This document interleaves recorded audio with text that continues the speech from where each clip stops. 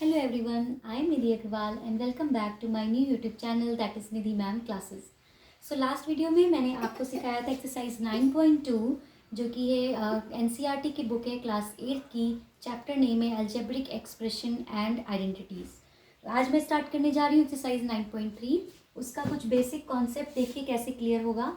तो वहाँ पे फर्स्ट हेडिंग दी हुई है कि प्रोडक्ट आपको किसका करना है, मोनोमियल एंड बाइनोमियल। मोनोमियल का मतलब मैंने आपको समझाया था जिसमें सिंगल टर्म होता है, और बाइनोमियल का मतलब हो गया कि जिसमें टू टर्म्स होते हैं। अब इन दोनों का हमें प्रोडक्ट करना है। तो जब भी हमें प्रोडक्ट करना होता है मोनोमियल और बाइनोमियल का, तो जो मोनोमियल टर्म होता है मतलब जो सिंगल टर्म होता है उसको हम लोग ब्रैकेट के बाहर लिखते हैं और बाइनोमियल वाले को ब्रैकेट के अंदर पैक कर देते हैं। अब हम क्या करेंगे, ये मल्टीप्लाई इसके साथ भी करेगा और इसके साथ भी, क्योंकि ब्रैकेट ओपन होगा। तो सबसे पहले मैं बोलती हूँ हमेशा साइन देखते हैं। तो यहाँ पर आप देखोगे 2x के पहले कोई साइन नहीं लगेगा, दैट मीन्स ये प्लस का साइन है। और यहाँ पर भी कोई साइन नहीं है तो दैट मीन्स यहाँ पर भी प्लस का साइन है। तो प्लस प्लस प्लस, तो फर्स्ट टर्म आपका किसका आ जाएगा, प्लस का। अब 2 और 3 का मल्टीप्लाई करेंगे कांस्टेंट का तो आ जाएगा 6। और x और x का जब मल्टीप्लाई होता है तो क्या होता है, वेरिएबल्स में पावर ऐड हो जाती है। दैट मीन्स x के ऊपर कितनी पावर हो गई, 2 पावर। अब 2x का मल्टीप्लाई इस वाले टर्म से भी होगा, राइट। तो यहाँ पर किसका साइन है, प्लस का, यहाँ पर भी प्लस का, तो प्लस प्लस प्लस आ गया। 2 5 10, और ये वेरिएबल और ये वेरिएबल का मल्टीप्लाई होने जा रहा है। यहाँ पर भी x है, यहाँ पर भी x है, x को नोट किया। यहाँ पर 1 पावर, यहाँ पर 1 पावर, कितनी हो गई, 2 पावर। और y एक ही y है मतलब और y नहीं है, तो उसको हमने एज इट इज़ नोट कर दिया। तो ये आपका फाइनल आंसर आ गया 6x² प्लस 10x² y। ये दो यहाँ पे x² वेरिएबल और यहाँ पे x² y है, मीन्स दोनों का वेरिएबल्स अलग अलग है। तो फिर इसको आगे सॉल्व नहीं कर सकते हैं, बस यही आपका फाइनल आंसर हो जाएगा। और देखेंगे सम्स, अभी और अच्छे से समझ में आएगा। नेक्स्ट एग्जाम्पल ही मैंने लिया है, वहाँ पर भी ये मोनोमियल था और ये बाइनोमियल। तो मोनोमियल को बाहर लिखा, बाइनोमियल को ब्रैकेट में पैक किया। अब वापस से इसका मल्टीप्लाई पहले इस टर्म के साथ होगा, यहाँ पे प्लस का साइन है, अंदर भी प्लस का साइन है, तो प्लस प्लस प्लस हो गया। फिर आप देखोगे ये a² है और ये a है।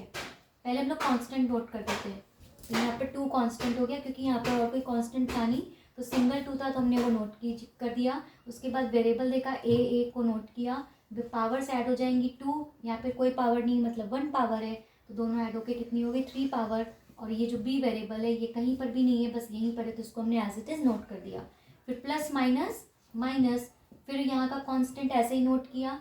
ये a² है, ये यहाँ पर नहीं है, तो बस एक ही a² है और एक ही c है, दोनों को एज इट इज़ हमने नोट कर दिया और ये हमारा फाइनल आंसर हो गया। नेक्स्ट आते हैं, अब की बार यहाँ मोनोमियल है, और ये वाला जो ब्रैकेट के अंदर है ये ट्राइनोमियल है। देखिए आप 3 टर्म है तो मतलब क्या हो गया, ट्राइनोमियल।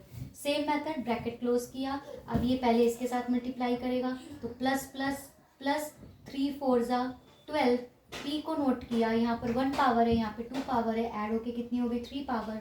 प्लस प्लस प्लस 3 का मल्टीप्लाई 5 से किया, 3 5 15। यहाँ पर p नोट किया, p की दोनों पावर ऐड होगी, 1 पावर 1 पावर ऐड होके कितनी हो गई, 2 पावर। फिर से साइन देखेंगे, प्लस प्लस प्लस 3 का किससे मल्टीप्लाई करेंगे, 7 से, 3 7 21। और यहाँ पर कोई वेरिएबल नहीं है बट यहाँ पर है, तो उसको हमने एज इट इज़ नोट कर दिया। तो ये हमारा फाइनल आंसर आ गया।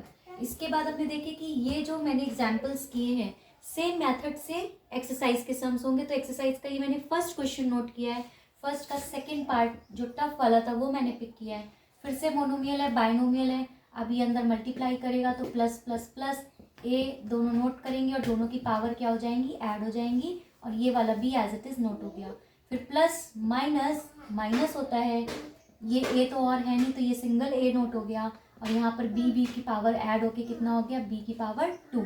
तो ये हमारा फाइनल आंसर हो गया। कंफ्यूज मत होइएगा, यहाँ पे a के ऊपर स्क्वायर है, यहाँ पर a सिंगल है, ठीक है। जल्दबाजी में हम सोचे कि प्लस माइनस कट करके 0 लिख दिया, ऐसा नहीं करना है।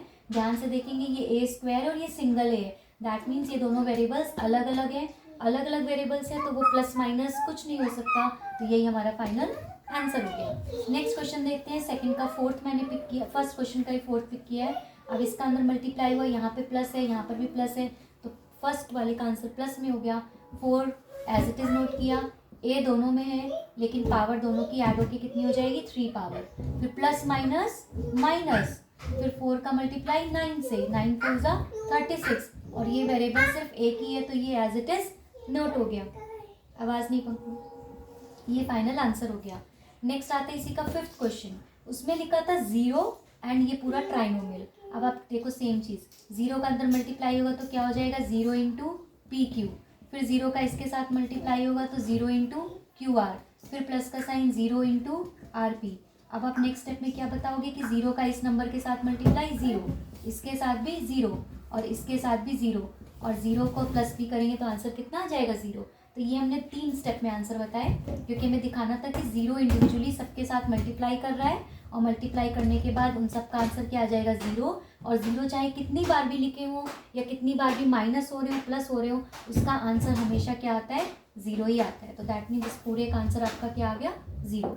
ओके, तो देखा आपने फर्स्ट क्वेश्चन कैसे सॉल्व हुआ।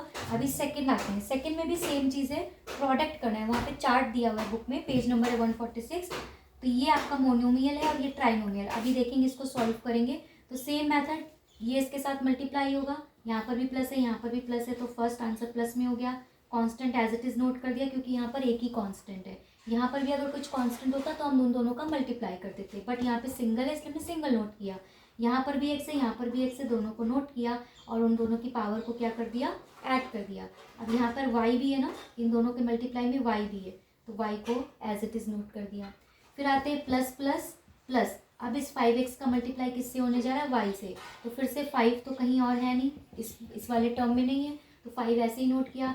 x भी इस टर्म में नहीं है तो x को भी ऐसे ही नोट किया, बट y दो जगह पे, तो हम लोग क्या करेंगे y को नोट करेंगे और y की दोनों पावर ऐड होके कितना हो जाएगा y की पावर 2 हो जाएगा। फिर आप देखिए प्लस माइनस माइनस। अब 5x का मल्टीप्लाई किससे हो रहा है 5 से हो रहा है, यहाँ पर भी कांस्टेंट है यहाँ पर भी कांस्टेंट है, तो 5 5 जा कितना हो जाएगा 25। यहाँ पर एक्स वाई वेरिएबल है बट यहाँ पर नहीं है, तो जब एक ही जगह वेरिएबल्स होते हैं तो वो एज इट इज़ नोट हो जाते हैं। तो ये हमारा फाइनल आंसर आ गया 3 टर्म्स में, बिकॉज यहाँ पे 3 टर्म्स थे तो हमारा आंसर भी किस में आया 3 टर्म्स में। अब आप देख सकते हो ये एक्स स्क्वायर वाई है, ये वाई स्क्वायर है और ये एक्स वाई, मतलब ये तीनों वेरिएबल्स अलग हैं, ये आगे सॉल्व नहीं हो सकते। यही हमारा फाइनल आंसर हो गया। नेक्स्ट में आते हैं। नेक्स्ट मैंने कॉपी किया है सेकंड का 4th, उसमें भी आप देख सकते हो ये मोनोमियल है और ये बाइनोमियल। तो पहले इसका मल्टीप्लाई अंदर होगा, तो 4 यहाँ पर प्लस है यहाँ पे प्लस है तो प्लस आ गया। फिर 4 को एज इट इज़ नोट किया क्योंकि यहाँ पे कांस्टेंट है। अब ये पी स्क्वायर तो मतलब पहले p नोट किया और फिर दोनों की पावर को ऐड कर दिया। यहाँ पर 2 पावर यहाँ पर 2 पावर ऐड होकर कितनी हो गई 4 पावर हो गई। और क्यू स्क्वायर यहाँ पर है बट यहाँ पर नहीं है, तो जब एक ही जगह होता है तो हम उसको एज इट इज़ नोट कर देते हैं। फिर प्लस माइनस माइनस। अब 4p का मल्टीप्लाई इससे होगा, यहाँ पर कांस्टेंट है बट इस टर्म में कांस्टेंट नहीं है, तो हम लोग ने सिंगल 4 नोट कर दिया। पी स्क्वायर यहाँ पर है यहाँ पर नहीं है, तो उसको भी हमने एज इट इज़ नोट कर दिया। बट क्यू स्क्वायर 2 प्लेस पे है, तो हमने क्या किया क्यू को नोट किया और फिर उन दोनों की पावर को ऐड करके क्यू की पावर 4। तो आप देख सकते हो यहाँ पे p की पावर 4 है और यहाँ पर q की पावर 4 है। दैट मीन्स ये भी वेरिएबल्स अलग अलग हैं, तो बस ये इतना ही आंसर आ जाएगा। तो आपने देखा कैसे एग्जाम्पल्स भी इजी थे, समझ में आ गए। पहले साइन देखते हैं, फिर कांस्टेंट का मल्टीप्लाई, कांस्टेंट 2 जगह है तो दोनों का मल्टीप्लाई हो जाएगा, एक ही जगह तो वो constant as it is note हो जाता है। फिर अगर वेरिएबल भी 2 जगह पे सेम है तो उनकी पावर ऐड हो जाती है, बट अगर वेरिएबल एक ही जगह पे है तो फिर वो as it is variable note हो जाता है। तो इस तरीके से एग्जाम्पल्स और क्वेश्चन नंबर 1 के आप सारे पार्ट कीजिए, क्वेश्चन नंबर 2 के सारे पार्ट्स कीजिए। कोई भी क्वेरी हो तो मुझसे कमेंट सेक्शन में पूछिए। नेक्स्ट वीडियो में मैं आपको बताऊंगी इसी के आगे के question number 3rd and 4th। Okay, thank you so much, bye bye.